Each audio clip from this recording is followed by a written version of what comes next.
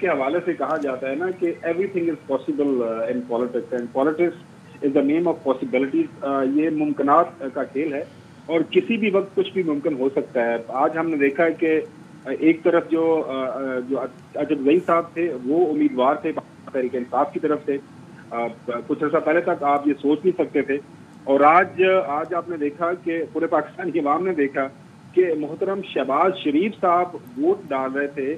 آصف علی زرداری صاحب کی الیکشن بحیثیت صدر پاکستان کے لیے. تو سیاست کے اندر ظاہر ہے یہ چیزیں ہوتی رہتی ہیں. اب معاملہ یہ ہے جو بات ہو رہی ہے کہ آصف علی زرداری صاحب کا جو مسند صدارت کے اوپر بیٹھنے کے بعد اثر کیا ہوگا پاکستان کی سیاست کے حوالے سے. ظاہر ہے ان کے اوپر ایک بہت باری ذمہ داری ہے. وہ ذمہ داری اس شکل میں ہے کہ ملک کے اندر اس وقت سیاسی تقسیم کافی شدت اختیار کر چکی ہوئی ہے. ہماری جو سیاسی جماعتیں ہیں آل اکراس آپ دیکھ رہے ہیں کہ تمام جو قوم پرست جماعتیں ہیں خاص طور پر بلوچستان کی وہ سڑکوں کے اوپر ہیں. سندھ کے اندر ایک بہت بڑا حصہ جو ہے سیاسی جماعتوں کا وہ احتجاج کر رہا ہے. پنجاب اور کے پی کے اندر بھی آپ سارے معاملات دیکھ رہی ہیں. تو ان ساری سیاسی جماعتوں کو اگر وہ ایک اپنے آپ کو مفاہمت کا بادشاہ سمجھتے ہیں اور بالکل انہوں نے ماضی کے اندر مفاہمت کی ہے اور ساری پولیٹیکل فورسز کو ایک ٹیبل کے اوپر بٹھایا ہے,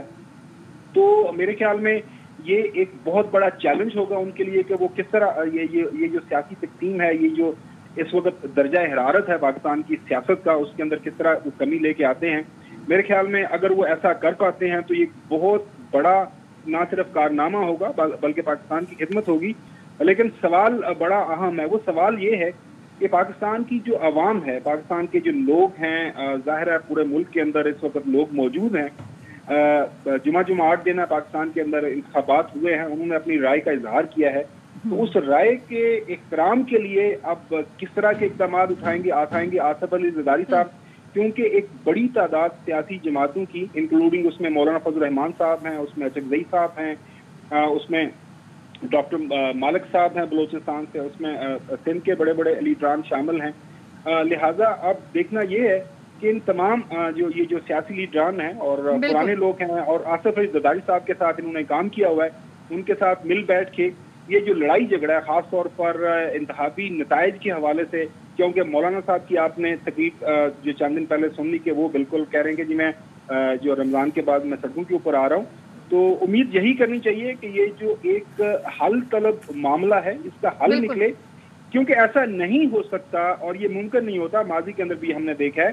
کہ اگر کسی بھی سیاسی جماعت کا اگر اس کو مینڈیٹ ملا ہے, وہ کوئی بھی ہو, وہ نون لیگ ہے, پیپلز پارٹی ہے, اگر اس کا جائز مینڈیٹ اس کو نہیں ملے گا تو یہ لڑائی جھگڑا جاری و ساری رہے گا اور ظاہر ہے ملک کے اندر سیاسی استحکام پیدا نہیں ہوگا. تو آپ دیکھتے ہیں کہ کل جب اپنے حلف کا وہ اوتھ لے لیں گے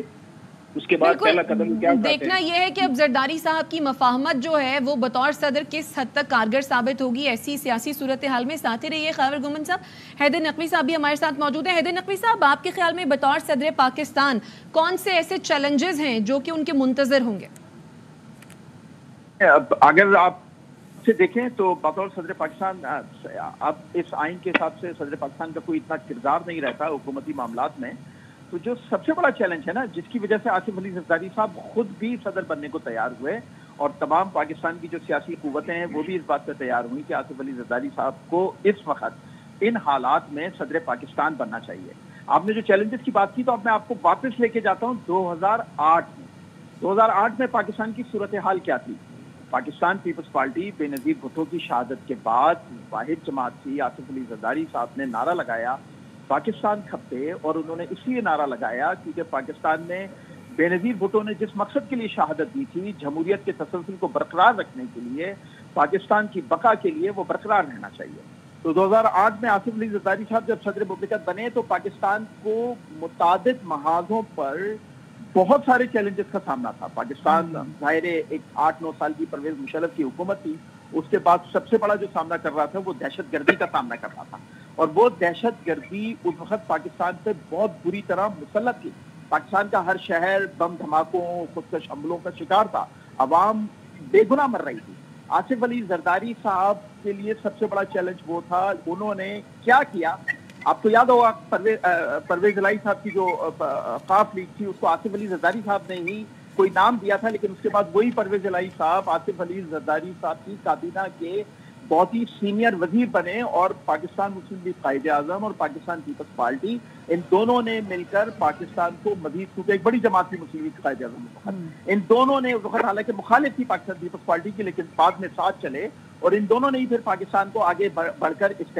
آگے چل کر استحکام بخشا۔ اچھا حیدر صاحب، 2008 میں جب صدر منتخب ہوئے تھے انہوں نے اپنے اختیارات وزیر اعظم کو منتقل کیے تھے، پھر 18ویں ترمیم ہم نے دیکھا اس کے ذریعے صوبوں کو خود مختار بنایا، اب کیا سمجھتے ہیں بطور صدر وہ اس قسم کے فردر اقدامات اٹھا سکتے ہیں؟